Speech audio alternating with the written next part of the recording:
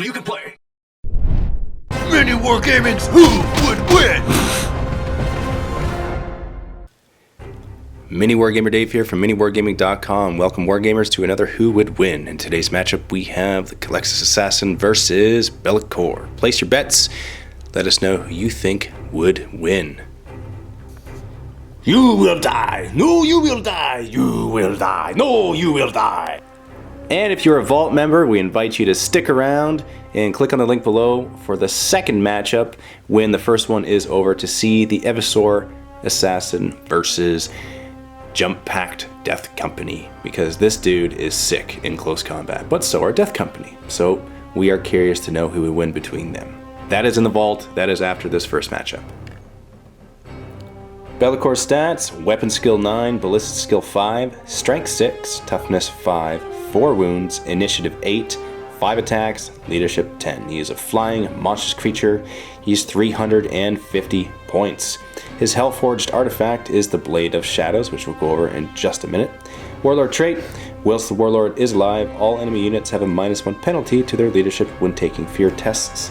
The Culexus is fearless, so that doesn't matter so much in this game. Special rules: he is a demon, which means he's got a 5-up. Oh, no.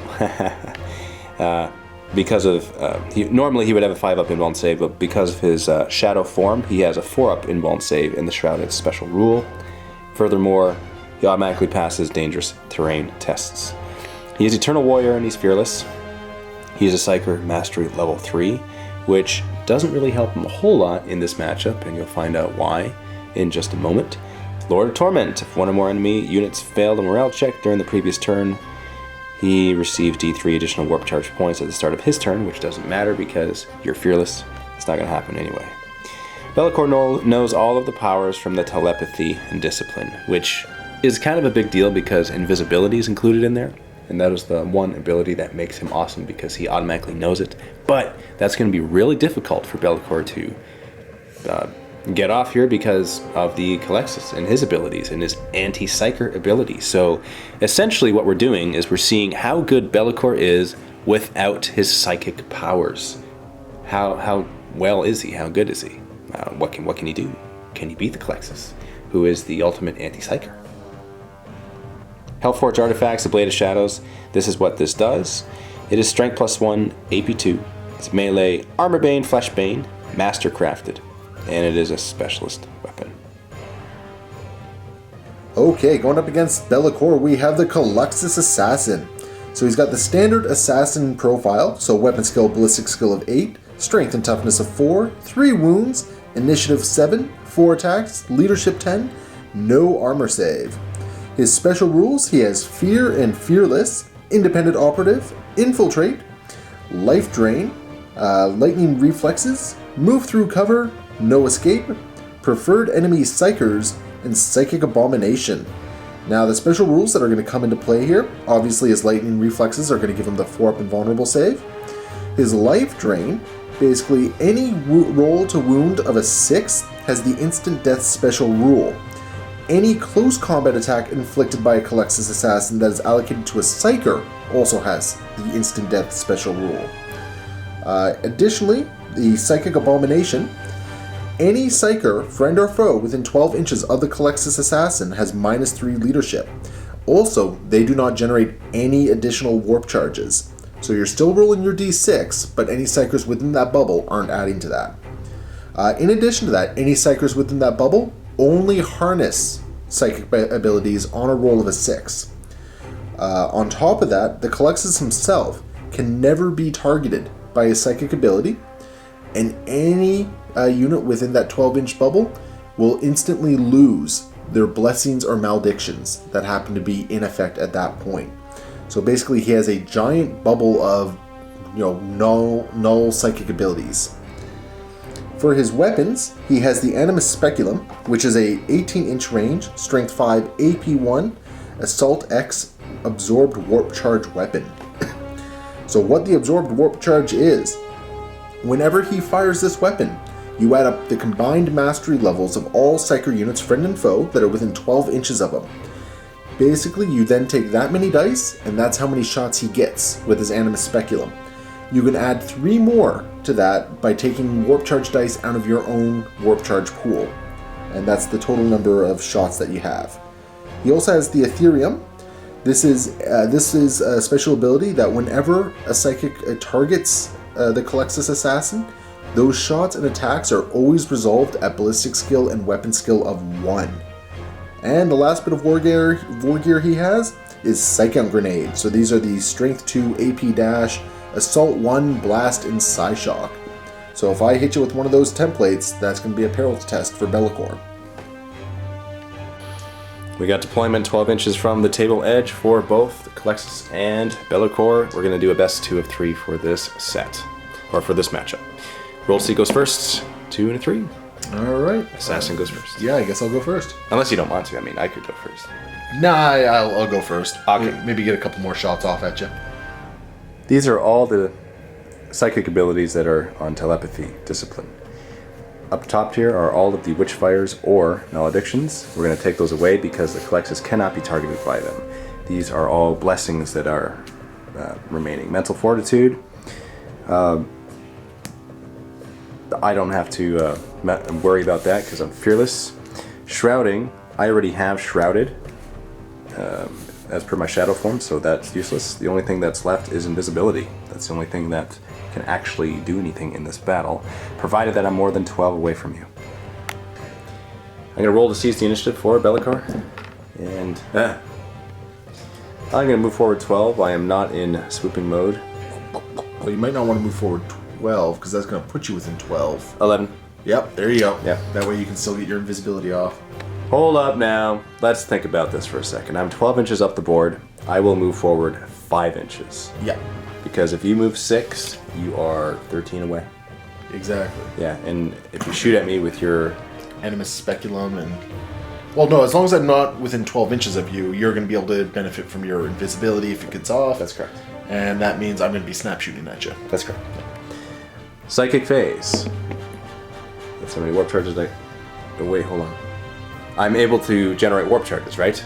Oh, you're not within 12, so yeah. Yes, so okay. you're generating warp charges. Just wanted to double check. So you have 1 whatever his mastery level is. So I'm mastery level 3. So you have 4 warp charges. Then try to cast Visibility, which is warp charge 2 on 4 dice, and I get it. Got it. I'm going to try and try that. Oh, I did not.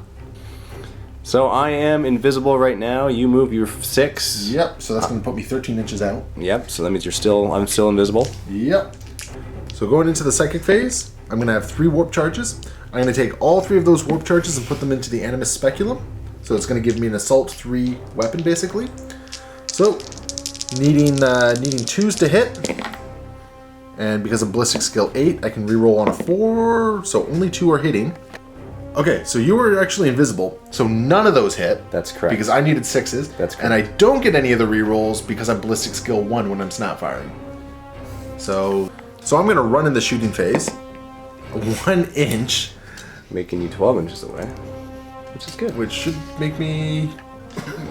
Now it's my turn, and I'll go forward 11 so that I'm an inch away. And I can't do anything now because I'm within 12 inches, psychic-wise, but I will declare an assault. Okay. Yeah. So you're going to get your assault? You can Overwatch there?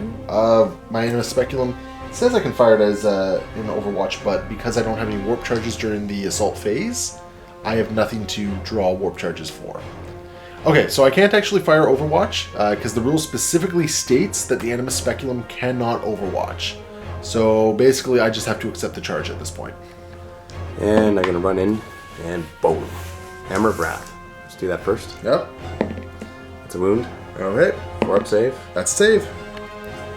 Okay, so because of my Ethereum war gear, whenever an enemy unit targets the Culexus Assassin, they're always treated as having weapon skill and ballistic skill of 1.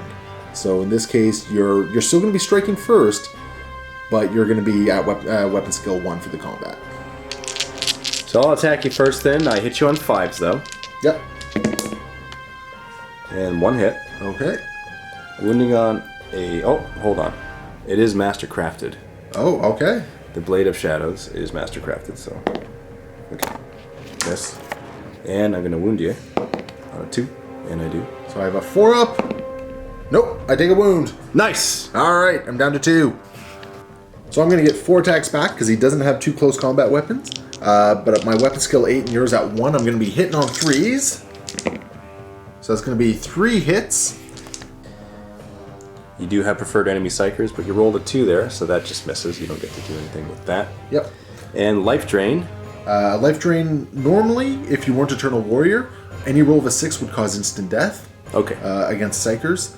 Or, sorry, any attack would actually cause instant death against Psychers. On a roll of a 6 against non-Psychers, that would be instant death. I see. But again, because you're Eternal Warrior... That negates that. Yeah, it's not going to play into effect. Okay. Any special things? Strength 4, toughness 5, 5's the wound. And not a single one, so no preferred enemy either. Next round of combat, I still hit you on 5s. Yep. And I have preferred enemy. Or, sorry, Mastercrafted. So and I 3 miss hits. 3 hits, and I wound you on 2s. 3 wounds. 4 up, invuln save. And my rolling death. kills him. And whapa! He headbutts me. So it looks like Be'lakor is the winner of this, and both Leland and I have agreed that we're just going to go ahead with the second matchup because we both agreed that Be'lakor would take out the Culexus Assassin every turn. With his 2-up Jinx save that he can get. Because of Shrouded. Because of Shrouded. Or his invulnerable save if you just wanted to take that. Like, I would have to have a lot of turns to shoot at him. Yeah, and that's not going to happen because he'll engage you in close combat pretty quick. Yeah. So that's funny because I thought it was going to be the other way around. I thought the Culexus was going to come in and just wreck face. Normally he would, but because Be'lakor is awesome without his psychic abilities. Yeah. I think Be'lakor is like the reigning champion of who would win so far. Around this size, yeah. Yeah. Yeah, for characters and even monstrous creatures. Well, monstrous creatures, Scarbrand's pretty good too. Okay. Yeah, so it's really hard to say. But yeah, he would take out this assassin, no problem. The question is, could he take out multiple assassins? Hard to say. Vault members, click on the link below to see our next matchup. The Evisor versus Death Company. Who would win? If you're not a Vault member, we invite you to click on the link below and sign up for a free 7-day trial of the MiniWarGaming Vault so that you can see this matchup as well as all of the other narrative campaign battle reports and painting tutorials, regular battle reports and who would win, behind the scenes, everything else that you get when you are a Vault member. You basically double your subscription viewing when you are a Vault member, and they help support us. They enable us to do what we do. Without them, we wouldn't exist. No one would be here. I wouldn't be making these videos with Leland. I'd be living in a cardboard box on the streets of Welland. And I have no idea what you just did. and also because we're in a really good mood, what we're going to do is that we're going to do a bonus matchup in the Vault as well for Be'lakor and the Culexus. We're going to see how many assassins it takes to take out Be'lakor, because versus the Culexus, he just, it's no match. No. You know, Be'lakor takes him out every turn. But if he has the Vindicator to help him out, he might have a better chance. Maybe. And if both he and the Vindicator can't take out Be'lakor, we're going to throw in another assassin in there and see if we can, all 3 of them take it out. We shall see. Anyway, that's going to be the bonus matchup in the Vault. Please do click on the link below and we'll see you in that matchup. Happy wargaming.